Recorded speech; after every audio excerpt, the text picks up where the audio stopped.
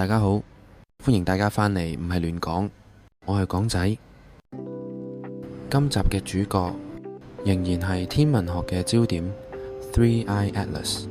上一集我哋講到 Three Eye Atlas， 明明12月8號嘅時候仲係預測佢會解體，但係去到12月10號，竟然係無啦啦變返做一個圓碌碌嘅單一核心。而隨住佢越嚟越接近地球，呢一位神秘嘉賓仍然係保持住極度活躍同埋變幻莫測嘅狀態。而家畫面上見到嘅呢一張相，同上一集一樣，係經過加拿大天文追蹤網 Space Tracker 精細化處理之後嘅 Three Eye Atlas。拍攝日期係12月12號，而地點係美國德克薩斯州。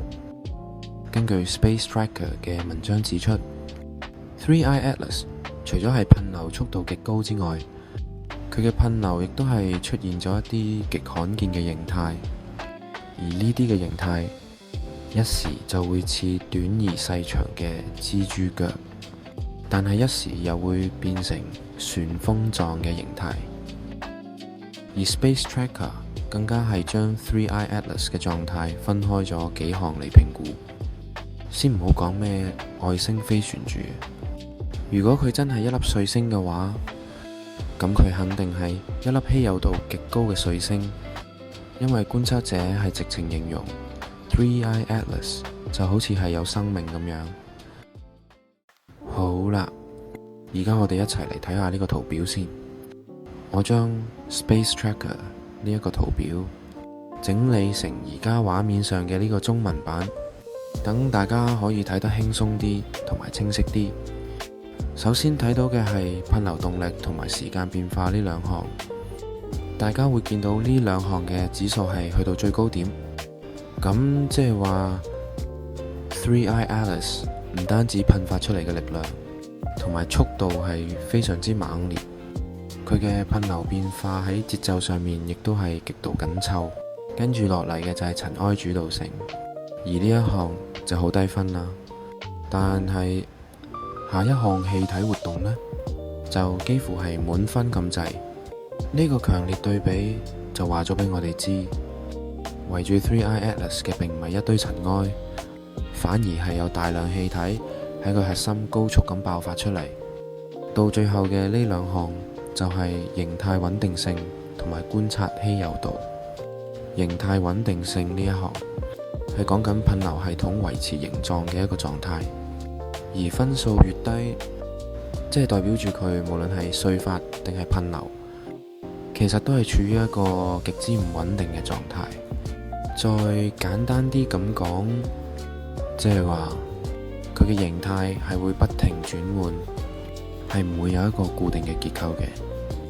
而到最後嘅就係觀察稀有度，呢一項嘅分數係超高，亦即係話 Space Tracker 根據過往觀察過嘅彗星裏面 Three Eye Atlas 嘅行為模式係處於一個極為罕見嘅例子。由此可見， Three Eye Atlas 簡直就係天文界嘅一個異類。佢唔單止係活躍，而且仲非常之難捉摸。好啦，同大家一齊了解完 Space Tracker 對於 Three Eye Atlas 嘅分析之後，不如我哋再一齊睇下拍攝呢張相嘅天文愛好者阿 Ray， 喺佢眼中嘅 Three Eye Atlas 又會係點嘅呢？而喺影片裏面，我哋仲會見到一個類似係土星嘅光球，同埋一條類似由星層組成嘅線體。我覺得呢兩個星際物體都幾有趣，所以想同大家開心 share 下，希望大家都會鍾意啦。開始之前同大家講聲先，阿 Ray 嘅影片內容我會重點做廣東話翻譯。如果有興趣睇Ray 嘅全集影片，可以去 description 度睇睇，我會放條 link 喺嗰度。大約凌晨1點，影緊3 Eye Atlas 彗星嘅相。而家咧就好似俾我哋有夜晚咁耐嘅觀賞時間呢，差唔多去到天光，即係話佢俾咗我哋非常多寶貴嘅時間去影相，我越嚟越多相關嘅數據，所以就越覺得好想同大家分享出嚟。我都想自己唔好再攞住呢個係彗星，我都想唔好再攞住呢個係太空船。我唔想企喺呢兩個極端任何一邊，因為你一旦用嗰個角度去睇，咩都會覺得係㗎，係咪先？我舉個例子俾你聽。今日我哋相嘅時候，我都會俾你睇埋啲相。我哋知佢會自轉，我都應該俾過你哋好多張 3I Atlas 彗星自轉嘅相。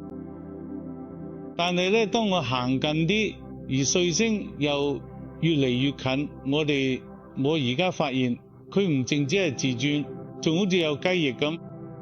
而家我講啦，喺我腦入邊咧，我開始攞到好似太空船咁，所以我可能係自己幻想出嚟。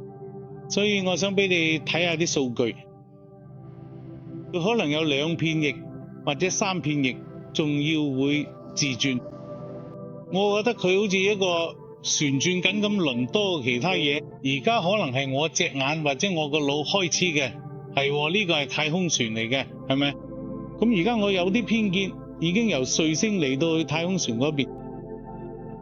我諗你睇下個數據，自己睇下，你覺得佢係咩？一旦你見到，你就唔可以當佢見過。呢啲嘅物體就係咁麻煩。我本來諗住，如果我完全唔去揦落去會點？無論係極端嘅彗星定極端嘅太空船，其實呢個都好有可能係一嚿行星碎片，肯定唔會係月球碎片，因為呢個有啲地幔嘅光芒，係咪？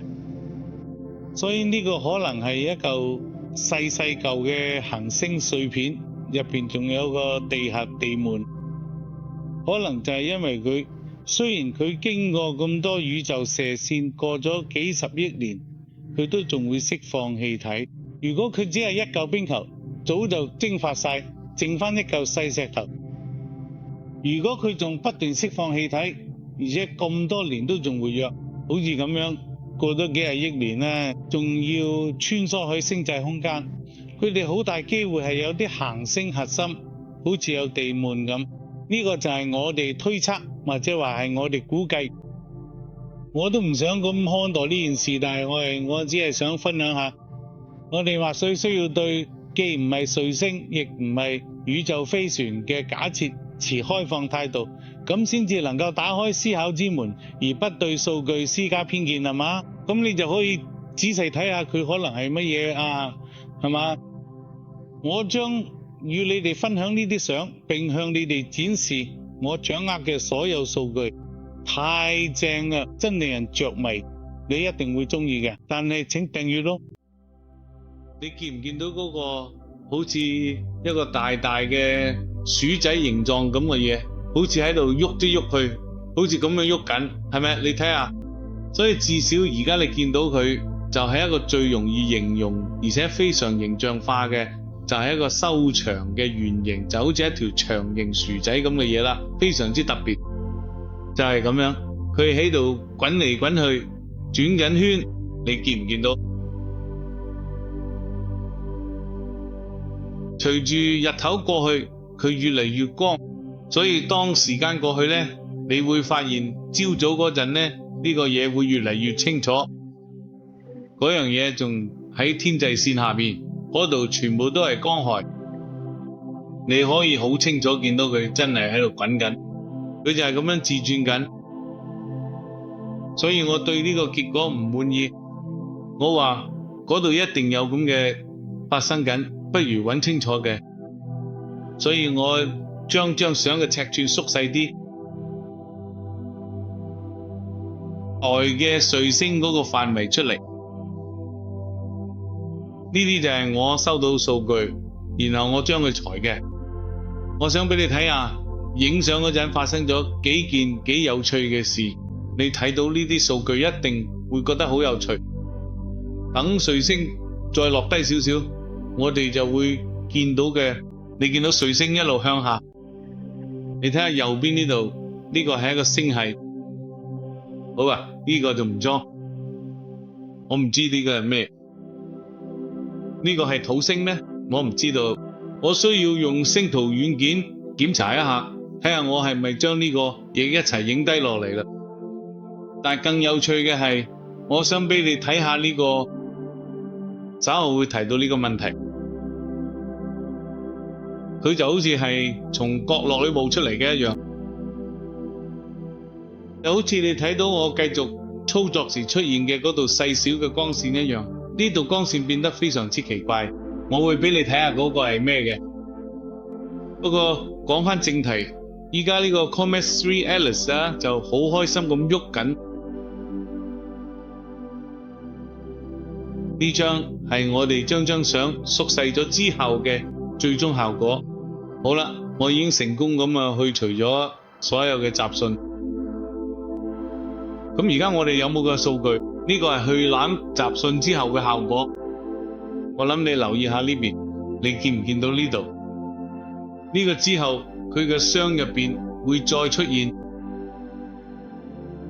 我估呢個大概係啲咩星系之類嚟嘅，我唔知道，但呢個睇嚟好奇怪。而家噪音消失咗，彗星更加顯眼，呢個星系睇來係好正。另外頂部嘅呢個係乜嘢？我仲需要測下。佢睇上嚟靚，睇來好似土星，我唔知道。好嘅，我稍後會查看。呢個係現時攝影視頻，讓我嚟俾你演示一下。而家一切正式開始啦。對，你見到嗰個現時攝影啦，係咪？我想拉遠少少，等你可以諗到成個情況。我知用手機嘅好難釐清，不過我暫時會保持呢個距離。你會見到碎發或者金噴流同氣體，就好似咁樣喐啲喐去。你見到佢喺度拍動，見唔見到？你見唔見到碎發喺度拍動？好似一陣風咁，成個都好亂咁樣。你見到未？佢真係有喺度轉緊，不過又好似俾風吹住嘅喐，係咪？而家我做咗啲咩呢？我再拉近啲你去睇，跟住呢，你睇話我聽你哋點睇？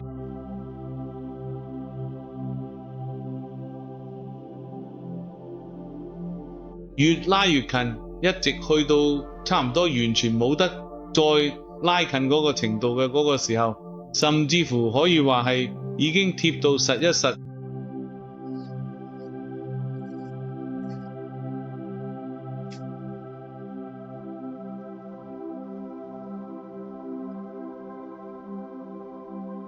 我覺得佢唔單止係轉緊，仲你會見到佢噴流有個形狀喺度，係啦，就係我而家見到佢哋。我知我之前嘅佢片都見過佢旋轉嘅噴流，但係今次我見到佢係有個結構喺度，好似咁樣持續嘅喐動，可能唔只係單純嘅推進或者一般嘅活動咁簡單，仲有啲額外嘅神秘物質喺呢粒彗星嘅內部，令佢咁樣持續地轉動。我對呢個畫面唔太滿意，雖然話好正好精彩，所以我又試咗一次嘅化。好啦，咁而家我哋嚟緊一張冇化過一次嘅相，攞落好似靚咗少少，係咪？你見唔見到？咁樣就清楚好多啦，係咪？呢個係一張非常絕妙嘅相，呢個係一張時長足足60秒嘅單張圖片，佢清晰地完整咁包含咗呢個，唔理呢究竟係乜嘢，咁樣嘢呢仲喺上邊，我對此感到驚訝。我呢個就俾你演示一下，我哋就關注呢一點啊。我根本冇睇嗰粒彗星，我正在睇嗰個，唔理佢顯示出嚟係乜嘢，我諗佢應該會出現，可能係喺結尾部分。你睇到啦咩？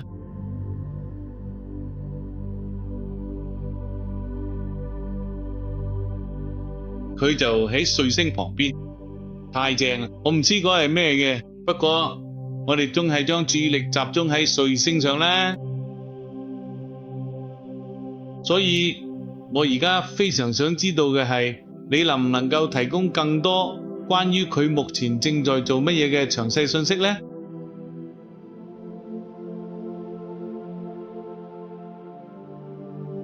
你哋覺得點樣呢？佢有啲似帶有翅膀或刀片之類嘅結構，而且仲喺度移動。我睇到嘅就係咁樣，可能唔喺度，或許佢係一種細長嘅結構，我哋唔知道。但係隨住我越嚟越接近佢，我感覺嗰度肯定有嘢。呢放大得太厲害啦！即使你正在用手機，我都唔希望你錯過㗎。聽完阿 Ray 嘅睇法同埋描述，唔知大家對於 Three Eye Atlas 又會唔會有其他嘅見解呢？歡迎留言講下你嘅睇法。而我就覺得阿 Ray 嘅一個論點好好。佢話我哋唔好俾彗星同埋太空船呢兩個論點去框死自己，因為一旦戴咗有色眼鏡之後，睇嘅數據就會開始有偏頗。而佢主張要 open mind 啲，呢一點真係好值得學習，保持開放嘅態度。其實唔單止係睇星方面，喺做人方面睇嘢都會清楚啲同埋有趣啲啦，係咪先？好啦，既然講到 open mind， 咁不如我哋就試下用欣賞藝術品嘅眼光，睇下呢張由夏威夷 Seastar S50所捕捉到嘅震撼影像。呢一張影像同樣係經過 Space Tracker 精細化處理後嘅 Three Eye Atlas。我哋可以清晰咁睇到，而家 Three Eye Atlas所展現嘅螺旋結構就比頭先阿 Ray 影到嘅更加清晰啦。其實如果單純以欣賞嘅角度嚟睇，我覺得而家 Three Eye Atlas 嘅形態係咁多變化之中最壯觀嘅一款。想同大家講清楚一樣嘢先， Space Tracker 對於影像嘅精細化處理並唔係求其用 AI 去修改下嗰一種，而係嚴格執行一個原則。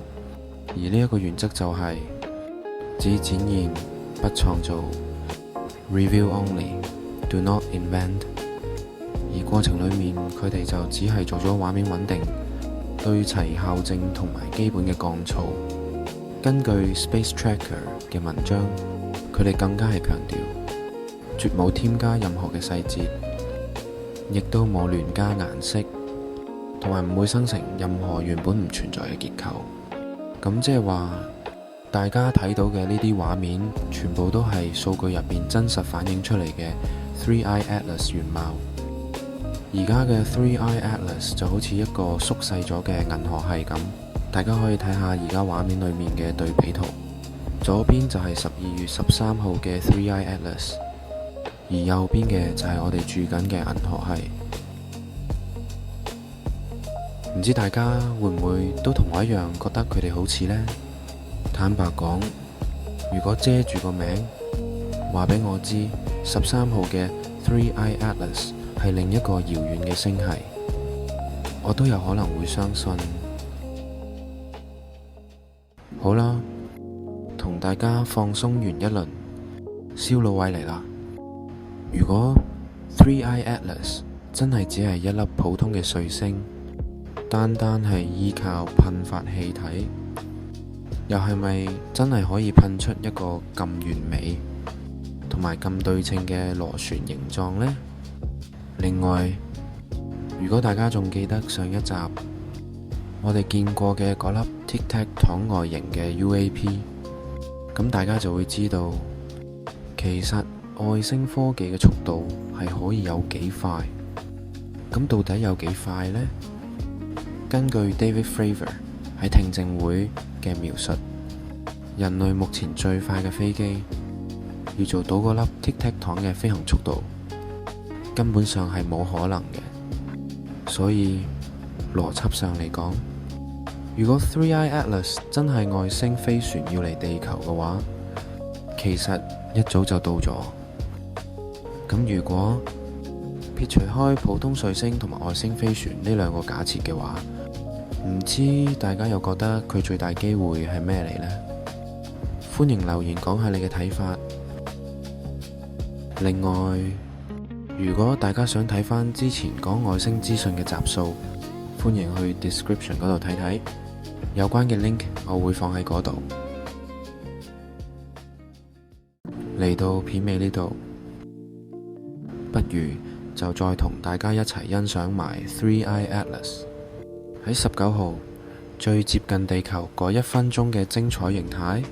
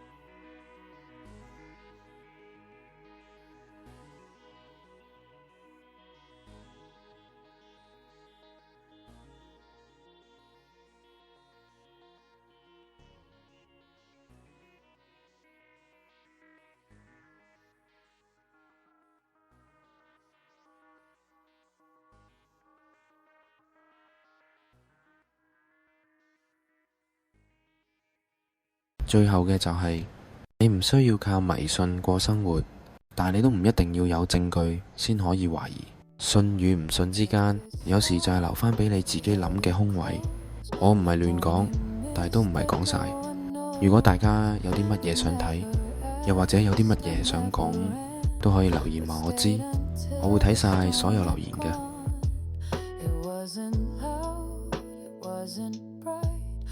Somehow love still found the light. Not everything has lines to cross. Some hearts just bloom.